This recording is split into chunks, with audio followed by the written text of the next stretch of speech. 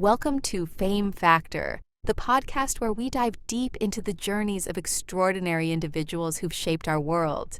I'm your host, Sonia Lambert, and today we're exploring one of the most fascinating success stories of our time. Taylor Swift's meteoric rise from a teenager with a guitar to becoming one of the most influential artists of the 21st century.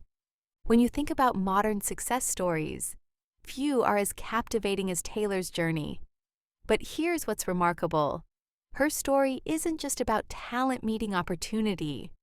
It's about strategic thinking, family support, creative genius, and the ability to turn setbacks into comebacks. Today, we'll uncover the specific moments, decisions, and relationships that transformed a young girl from Pennsylvania into a global cultural phenomenon. If you're captivated by such stories of reinvention, resilience, and the power of self-expression, then Scoob is your perfect companion. Available on the App Store and Play Store, Scoob features compelling podcasts that dive deep into the lives of icons like Taylor Swift, Dwayne Johnson, Madonna, and more, and their path to global phenomenon. Behind every icon is a blueprint, and Taylor Swift's was set in motion from day one. Let's start at the very beginning, because Taylor Swift's success story actually begins before she was even born. Picture this. Successful parents, Andrea and Scott Swift, making a calculated decision about something as simple as their daughter's name. Andrea, a businesswoman, and Scott, a stockbroker, chose the name Taylor specifically because it was gender neutral. Andrea's reasoning: she wanted her daughter's name to be ambiguous on future business cards and resumes, preventing any gender bias in the professional world. Now, that's strategic thinking from day one. As Taylor later explained to Rolling Stone, her mother wanted her well prepared for a business world that could be challenging. While Taylor ultimately chose a path far from the corporate world her parents envisioned, this early strategic mindset would prove invaluable. The Swift family wasn't just successful professionally.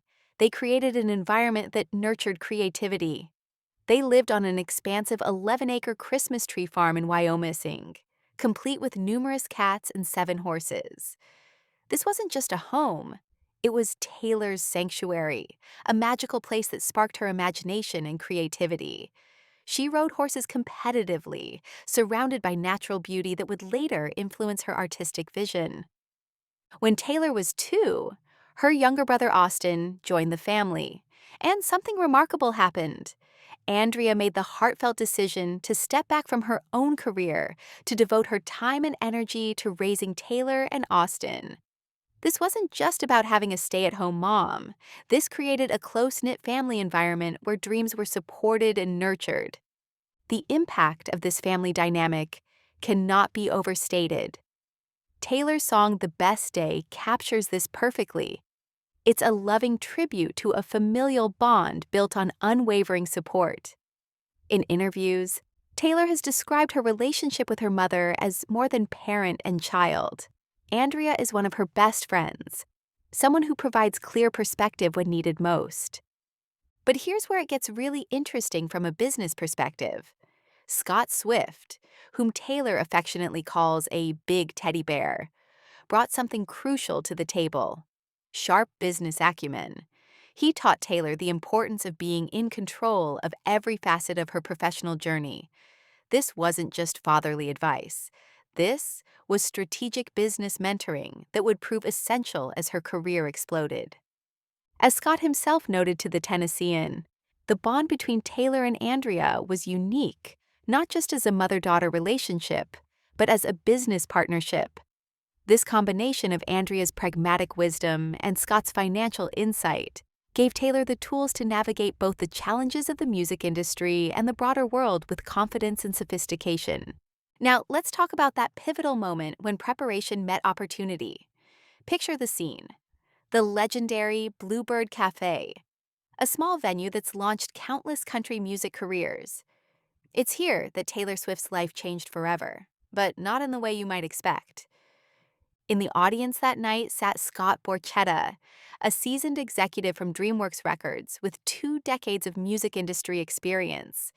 He'd already heard Taylor's demo and was captivated by her vocal and songwriting abilities, but seeing her perform live was something entirely different. That evening convinced him to offer Taylor a recording contract on the spot. But here's the twist that makes this story so compelling. This wasn't going to be with DreamWorks Records. Borchetta was planning to leave the company to establish his own label, Big Machine Records, and he envisioned Taylor as the inaugural artist for his new venture. While others in the industry might have been hesitant to sign someone so young, Borchetta had a different perspective. He saw Taylor's age as irrelevant. What mattered was her talent as a songwriter and her potential for success. Think about the risk both parties were taking here. Taylor was betting her career on a label that didn't even exist yet, and Borchetta was betting his new company's future on a teenage artist. But sometimes, the biggest risks yield the biggest rewards. Taylor had finally found someone with unwavering faith in her capabilities as both performer and songwriter. The initial song that sparked this partnership was Tim McGraw, and you could feel Taylor's excitement radiating through every decision that followed. She was thrilled to embark on this new path with Borchetta's brand new enterprise. The duo quickly set the recording process in motion, selecting 11 compositions for what would become the self-titled album Taylor Swift, 3 songs penned solely by Taylor, and 8 crafted in collaboration with other writers like Liz Rose. The album took 4 months to produce, but finding the right sound proved challenging. Initially, Taylor experimented with several producers, but was dissatisfied with the results. Then came another pivotal decision. She and Borchetta chose Nathan Chapman, who had previously produced Taylor's demo CDs but wasn't initially considered for the album due to his lack of experience in full album production. Sometimes the best choice is the one that feels right, not the one that looks best on paper. Chapman ultimately produced all but one track and contributed as an instrumentalist, just as he had on her demos. Among the selected songs was Tim McGraw, that collaboration between Taylor and Liz Rose that had started everything. Borchetta was so impressed by the song's potential that he chose it as the lead single. But here's where Taylor's strategic thinking really shines. Even before the single's official release, she began marketing both the song and her forthcoming album using MySpace. Remember, this was 2006, when social media marketing was still in its infancy. She crafted a profile as a country music artist, complete with biography, photos, video clips, and embedded tracks from her album. She included links to her official website and a calendar of promotional events. This wasn't just posting content, this was building a community. Her online presence quickly garnered thousands of fans who flocked to her page, eager to listen to Tim McGraw and other tracks from her debut album. While other artists were still relying on traditional marketing, Taylor was already understanding the power of direct fan engagement through digital platforms. Now that we've seen how Taylor built her foundation and seized her breakthrough moment, let's dive into what really sets her apart as an artist. Her extraordinary ability to take timeless stories and make them completely her own. The perfect example of this is Love Story, which shows us exactly how Taylor's creative genius works. Shakespeare's Romeo and Juliet, probably the most famous love story ever told, and certainly one of the most tragic. But Taylor Swift looked at this classic and thought, what if it didn't have to end in tragedy? What if love could actually win? The parallels between Taylor's Love Story and Shakespeare's play are fascinating. In both versions, Juliet finds herself on a balcony, reminiscing about meeting Romeo after their first encounter at a festive gathering. Their subsequent secret meetings happen in a garden, mirroring the orchard scene from the original play. In both stories, Romeo is forced to leave town because Juliet's family disapproves. But here's where Taylor's storytelling genius really shines. She completely reimagines the ending. While Shakespeare's lovers meet their tragic fate, Taylor's version concludes with joy in marriage. When discussing her reinterpretation, Taylor revealed her thought process. She found the original story deeply inspiring, except for its devastating conclusion. In her view, the love between Romeo and Juliet was fervent and full of potential. She believed that with different circumstances, it could have been heralded as the greatest love story ever told. Recognizing the tale's tragic essence, Taylor wanted to imagine a version where hope triumphs, where a marriage proposal transforms tragedy into happiness. And here's the brilliant musical detail. Taylor achieved this transformation through a change of key that aligns perfectly with the proposal. It's not just lyrical storytelling, it's musical storytelling at its finest. But Taylor didn't stop with just one literary reference. The line, "'Cause you were Romeo, I was a scarlet letter," brings in Nathaniel Hawthorne's The Scarlet Letter, where protagonist Hester Prynne faces social alienation because of her forbidden relationship. Even though Taylor's Juliet remains faithful, she draws parallels with Hester's experience. Both characters find themselves in relationships frowned upon by society. The personal element makes this even more compelling. Taylor disclosed to Time magazine that Love Story was inspired by someone she never formally dated, someone she refers to as a nominee due to disapproval from friends and family. She took a real-life situation where love was complicated by outside opposition and channeled it through one of literature's most famous stories, creating something entirely new. The song's impact was immediate and lasting. Artists including Into Hemo, The Scene Aesthetic, Forever the Sickest Kids, and many others covered Love Story. It was even featured in the trailer for the 2010 movie Letters to Juliet. How perfect is that? Hidden within the song's packaging was a secret message in Taylor's diary decoder. "Someday I'll find this." This reveals something profound about Taylor's worldview. Despite her contentment with being single and having endured heartaches, she maintains belief in love and fairy tales.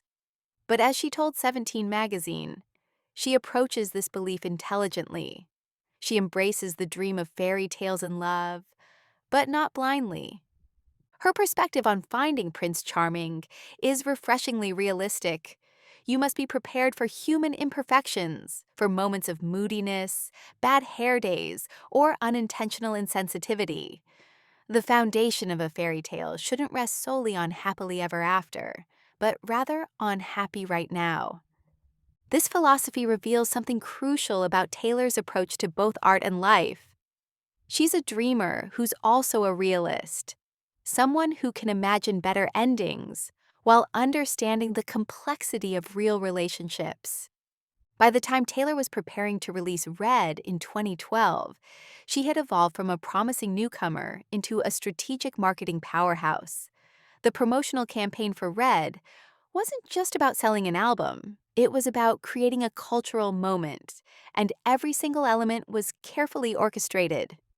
Let's start with the numbers, because they're absolutely staggering. When Red was released on October 22nd, Taylor didn't just have a successful album launch. She redefined what success could look like. The week following the album's debut, her success was quantified by an astonishing 1,209,817, the number of copies sold in just 7 days. That's not her lucky number 13. That's nearly 1.2 million albums in a single week. But the genius wasn't just in the sales numbers, it was in how she built anticipation and maintained momentum. Her song, "I Knew You Were Trouble," became her 50th track to break into the Billboard Hot 100 chart, a milestone that demonstrated her consistent ability to create hits. Red set a record for the biggest sales week for any album in over a decade in the US, with an average of 2 copies sold every second during late November 2012. The promotional strategy was brilliantly themed around the album's title. Taylor partnered with iconic shoemaker Keds to launch a limited edition line of red sneakers coinciding with the album's release. This wasn't just merchandising, it was lifestyle branding that allowed fans to literally walk in Taylor's shoes. Her television appearances were strategic masterpieces. On October 30th, she made a striking appearance on Dancing with the Stars, dressed in character with a red bow tie, polka dot shirt, shorts, and ponytail, performing "We Are Never Ever Getting Back Together." Every visual element reinforced the album's brand, while showcasing her versatility as a performer. The international strategy was equally impressive. Red, claimed the top spot on UK album charts, marking Taylor's first #1 debut in that region. She embarked on a promotional journey across Europe, powering through performances and interviews despite battling a cold. At the European Music Awards, she delivered a circus-themed performance of Never Ever and clinched 3 awards. But perhaps the most telling indicator of her marketing prowess was the overwhelming demand for Red Tour tickets. Sales sold out in mere minutes, not hours, not days, but minutes. This wasn't just about having popular music. This was about having created such a powerful connection with fans that they would literally race to secure tickets the moment they became available. The promotional campaign extended into unexpected territories. Taylor joined Justin Bieber and Martha Stewart in a Macy's Christmas commercial with a Miracle on 34th Street theme, encouraging donations to the Make-A-Wish Foundation. This showed her understanding that promotion could serve multiple purposes, building her brand while supporting meaningful causes. Her VH1 Storytellers episode, filmed at Harvey Mudd College in Claremont, California, added another layer of intimacy with her audience. Meanwhile, her collaboration with renowned fashion photographer Nigel Barker for 8 Hours with Taylor Swift, a photo book included with certain Sony camera purchases, demonstrated her growing influence across different media. The awards show performances were strategically chosen and flawlessly executed. Her performance of I Knew You Were Trouble at the American Music Awards, where she received the accolade for Favorite Country Female Artist, and her State of Grace performance on The X Factor, kept her visible throughout the promotional cycle. By December, Forbes ranked her as the 7th highest-earning artist of the year, tying with Paul McCartney. This wasn't just about music sales. It included her ventures into perfume and cosmetics endorsements, showing how she had built a diversified brand empire. The promotional tour's finale in Australia, where she delivered a standout performance of I Knew You Were Trouble at the Area Awards, capped off a campaign that was as much about creating experiences as selling music. When Red secured a spot on Rolling Stone's list of top albums of the year, with the publication praising her expansion and enhancement of her natural talents in storytelling and crafting irresistible melodies, it confirmed what the sales numbers had already proven. This was promotion elevated to an art form. If Taylor's journey from savvy self-promotion to global stardom has you hooked, Scoob is your next destination. Available on the App Store and Play Store, Scoob delivers podcast series that unpack how icons like Taylor don't just make music, they build movements. Download Scoob now. Now let's pick up where that momentum took Taylor, into a year that turned recognition into legacy. By 2013, Taylor Swift wasn't just winning awards. She was redefining what it meant to be recognized for excellence in music. The Grammy Awards on February 10, 2013, became a masterclass in how an artist can own their moment and create lasting memories. Taylor opened the Grammy show with an electrifying performance of We Are Never Ever Getting Back Together, setting the tone for an evening where she wouldn't just be a nominee. She'd be the most enthusiastic participant. Alongside her friend Claire Kislinger, Taylor danced and sang along to every performance at the Staples Center, showing that success hadn't diminished her genuine love for music and fellow artists. But the evening held deeper meaning than just entertainment. During her red carpet appearance, Taylor wore an elegant J. Mendel gown, complemented by a special diamond and amethyst bracelet created by Haimin, a young jewelry designer and pediatric cancer patient. This collaboration was made possible by the Gabriel's Angels Foundation, which allowed Haimin to work with a renowned jewelry designer to create this unique piece specifically for Taylor. This wasn't just about wearing beautiful jewelry. It was about using her platform for meaningful purposes. The project also featured pieces worn by Beyoncé, Katy Perry, and Miley Cyrus. But Jamin specifically drew inspiration from Taylor herself, aiming to reflect her sparkling personality through the design. When Taylor won a Grammy that night for Safe and Sound, she wasn't just celebrating her own achievement, she was highlighting the story of a young person overcoming tremendous challenges. The international recognition continued with her performance of I Knew You Were Trouble at the Brit Awards, where despite missing out on the International Female Solo Artist Award to Lana Del Rey, her live performance stole the show. While in the UK, she also recorded a performance for British charity Comic Relief, again demonstrating how she used her success to support important causes. The Academy of Country Music Awards showcased the breadth of her recognition with nominations in several prestigious categories: Entertainer of the Year, Album of the Year, both as artist and producer, Video of the Year for We Are Never Ever Getting Back Together, and Female Vocalist of the Year. When she won Entertainer of the Year, an honor determined by public votes, her acceptance speech revealed the genuine emotion behind her success. "This is the first time I've ever won this, and I'm losing my mind. The fact that it's from the fans is so beautiful. You are the best thing that has ever happened to me." But perhaps the most significant recognition came from an unexpected source. In 2010, Time magazine named Taylor Swift one of the 100 most influential people in the world. This wasn't just about music. This was about cultural impact on a global scale. The achievement was directly connected to her Speak Now album, which had debuted at #1 on the Billboard 200 chart and sold over 1 million copies in the United States during its first week. Speak Now represented something unprecedented, an album where Swift penned all 14 songs entirely by herself. This wasn't just impressive from a creative standpoint.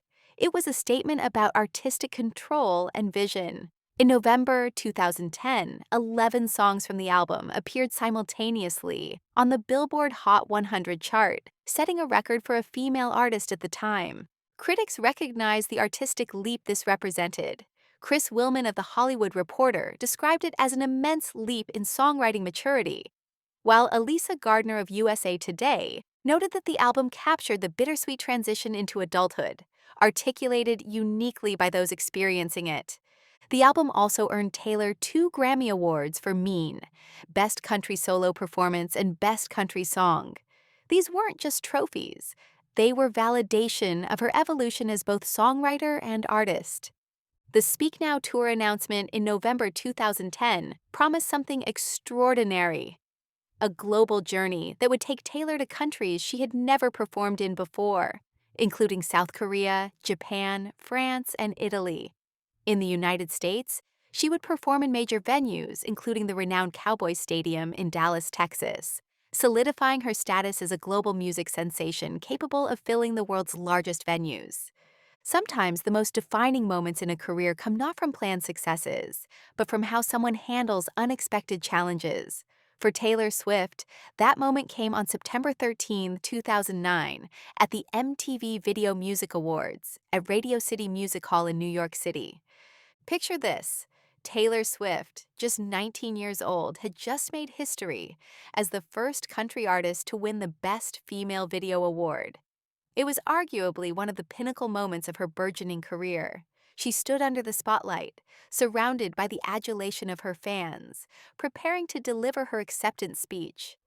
It should have been a perfect moment. Then, Kanye West changed everything. Kanye abruptly mounted the stage and seized the microphone from Taylor's hands. With the world watching, he declared, "Yo, Taylor, I'm really happy for you. I'ma let you finish. But Beyoncé had one of the best videos of all time."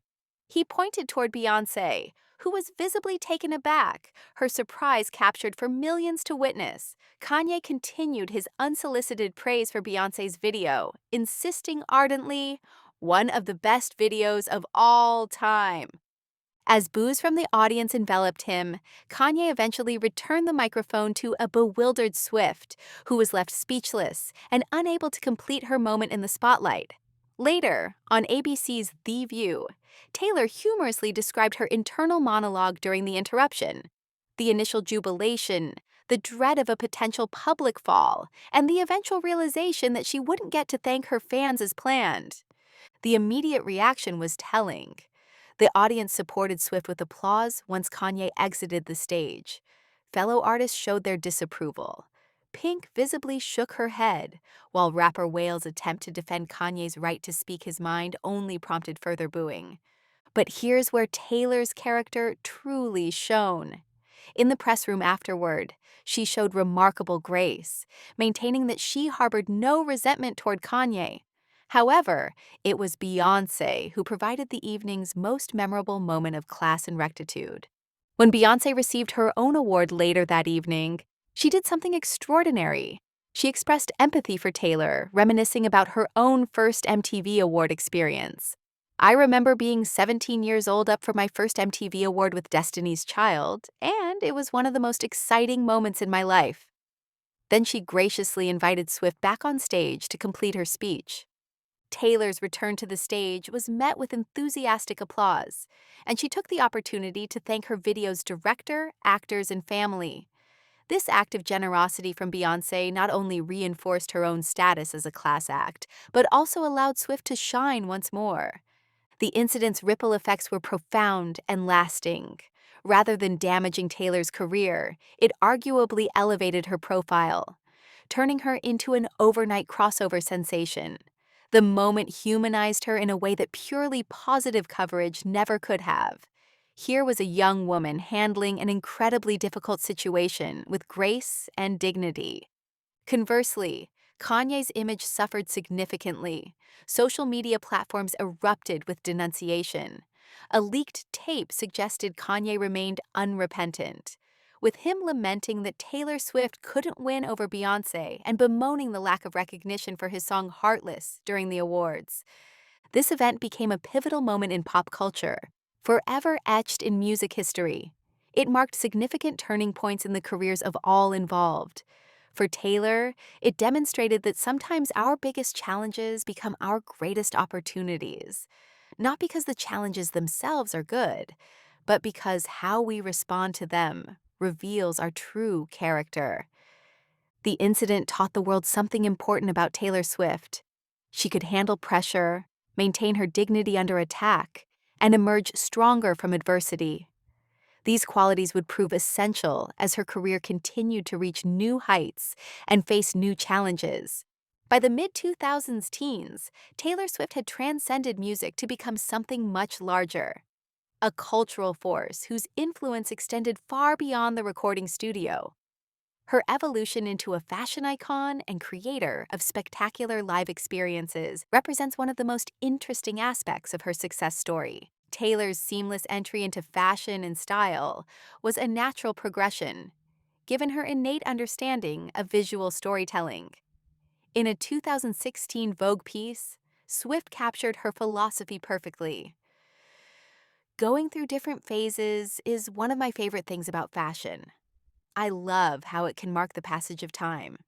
It's similar to my songs in that way. It all helps identify where I was at different points in my life. This wasn't just about wearing nice clothes. This was about using fashion as another form of artistic expression. At the beginning of her career, Swift embodied the quintessential country music aesthetic with sundresses, cowboy boots, and long blonde curls. As her career blossomed and she attended more high-profile events, her red carpet presence evolved into something defined by sequined gowns and shorter dresses that became her signature look. By 2013, her style had matured into what People magazine characterized as a retro aesthetic infused with modern sensibilities. When Swift was captured wearing high-waisted two-piece bathing suits during beachside outings, she didn't just start a trend. She initiated a significant fashion movement. During this period, red lipstick and pearls became staples of her look, creating a visual brand as recognizable as her music. Her relocation to New York City marked another evolution. Her street style was captured more frequently, highlighting her daily wardrobe choices and inspiring countless fans to emulate her look. She became known for pairing high-waisted skirts, pants, and shorts with crop tops, and even her gym attire garnered attention from fashion magazines and websites. Her hair changes became cultural moments in themselves. When she shortened her hair ahead of her 1989 album release, it sparked significant buzz across media outlets. The platinum blonde transformation in April 2016 was part of a broader, edgier style phase featuring darker lipstick, taller boots, and more daring clothing. By summer 2016, she had returned to her iconic look with crop tops, bright red lips, flat shoes, and her natural blonde shade. Swift's evolving fashion sense sparked numerous trends, inspiring legions of fans to emulate her style. Vogue journalist Jason Gay classified her approach as effortless appropriateness, a theme that seemed to extend across various facets of her life. Her social media presence reinforced this image, showcasing activities like baking, enjoying coffee with friends at home, and playing with her cats. But the true culmination of Taylor's evolution into a cultural icon came with her live performances, particularly what fans now call the Eras Tour concept. Taking the stage in her favorite Roberto Cavalli dress, Taylor became what can only be described as a sparkly wonder, mesmerizing audiences as she transitioned seamlessly between songs and eras of her career. Her performances became theatrical experiences where every element told a story. Her dancers and bandmates embodied characters from her songs. For our song and Mean, she transported audiences to a Depression-era small town, creating an atmospheric scene that was part concert, part theater production. For Back to December, she transformed the stage into an otherworldly fantasy forest while wearing a breathtaking Marchesa ball gown. One of the most memorable performance concepts featured a full white wedding setting during the tour's title track, where Taylor, dressed in a playful purple halter dress with a ponytail, humorously stole the groom before moving through the audience to a smaller B stage for stripped-down acoustic versions of her songs. The emotional peak of these performances often came during Dear John, a sequence that reached its climax with the line, "I'm shining like fireworks over your sad, empty town," accentuated by actual fireworks bursting from the stage, symbolizing Taylor's triumph over heartache.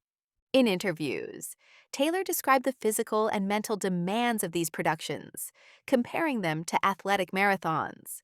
She explained the complexity. When I'm underneath the stage, and then it pops me up like a toaster for our song. And then I'm like 6 feet in the air. I'm like, made it through that. Did the banjo song. Okay, on to this next blocking change clothes flying above the crowd. Awesome, coming out of a bell. You just kind of get into a cycle of it. It's fun. Despite the extensive planning and choreography required, Taylor aimed to keep performances fresh and vibrant. She drew parallels to her favorite musical theater productions, full of elaborate scenery, costumes, and vibrant production. On the B stage, she delighted fans by performing a unique cover song every evening, typically from a local artist, ensuring variety for attendees who might attend multiple shows. The guest appearances elevated these concerts into cultural events. The lineup of special guests read like a who's who of the music industry. Selena Gomez, Hayley Williams, Usher, T.I., B.O.B., Sean Colvin, Nelly, Flo Rida, Kenny Chesney, Darius Rucker, Jason Mraz, Hot Chele Ray, Justin Bieber, and even James Taylor himself. At Madison Square Garden, Taylor performed Fire and Rain alongside James Taylor, and followed it with her song 15, creating a magical moment that celebrated musical connection across generations. These performances represented more than entertainment. They were cultural experiences that combined music, fashion, theater, and storytelling into something entirely new. Taylor had evolved from a country singer into an architect of experiences, someone who understood that in the modern entertainment landscape, success meant creating moments that transcended the music itself. If Taylor Swift's rise has made you realize that success isn't just about talent, but about strategy, storytelling, and soul, Scoob is where you'll find more such inspiring stories. Available on the App Store and Play Store, Scoob offers podcast series that unpack the blueprints behind icons like Taylor Swift, Lady Gaga, and more. Download Scoob now. Getting back to Taylor Swift, we have reached the end of our deep dive into her extraordinary success story. And it's worth stepping back to consider what her journey reveals about building and sustaining success in the modern world. Looking at Taylor's career from those early days on her family's Christmas tree farm, to her status as a global cultural icon, we can identify several key principles that made her success not just possible, but sustainable. First, the foundation matters more than the breakthrough moment. Taylor's success wasn't built on a single lucky break. It was built on years of strategic thinking that began with her parents' decision about her name and continued through every major career decision. The family environment that nurtured creativity, the business acumen passed down from her father, and the practical wisdom from her mother created a foundation strong enough to support a career of unprecedented scale. Second, authenticity and strategic thinking aren't mutually exclusive. Throughout her career, Taylor has maintained genuine connections with her fans while making brilliantly calculated decisions about everything from social media marketing to fashion choices to tour production. Her ability to be both real and strategic, to share genuine emotions while building a global brand, shows that authenticity can be a business strategy when it's sincere. Third, the ability to evolve while maintaining core identity is crucial for longevity. Taylor's journey from country music to pop to folk to re-recorded albums shows an artist unafraid to grow and change. Yet through every evolution, certain elements have remained constant: her storytelling ability, her connection with fans, and her meticulous attention to detail. She's managed to reinvent herself repeatedly without ever losing herself. Fourth, turning setbacks into comebacks is a learnable skill. The Kanye West incident could have derailed a less prepared artist, but Taylor used it as a stepping stone to greater success. Her response to that challenge, maintaining dignity, showing grace under pressure, and refusing to be defined by someone else's actions, became a masterclass in crisis management and personal branding. Fifth, success in the modern world requires thinking beyond your primary medium. Taylor's expansion into fashion, her creation of theatrical concert experiences, her ventures into different business partnerships, and her understanding of social media all demonstrate that contemporary success requires a multifaceted approach. She didn't just become a successful musician, she became a successful creator of experiences and cultural moments. Finally, the relationship with your audience is everything. From those early days building community on MySpace to her current ability to sell out tours in minutes, Taylor has never taken her fans for granted.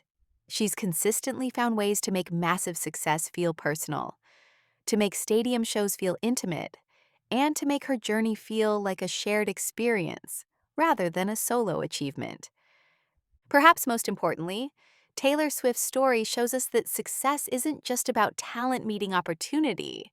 It's about preparation, persistence, strategic thinking, and the ability to maintain your humanity while building something extraordinary. Her journey from a teenager with a guitar and a dream to one of the most influential people in the world isn't just an entertainment story. It's a blueprint for anyone who wants to understand how success really works in the 21st century. It's about building authentic connections, thinking strategically about every decision, being willing to evolve while staying true to your core values, and never underestimating the power of hard work combined with smart work.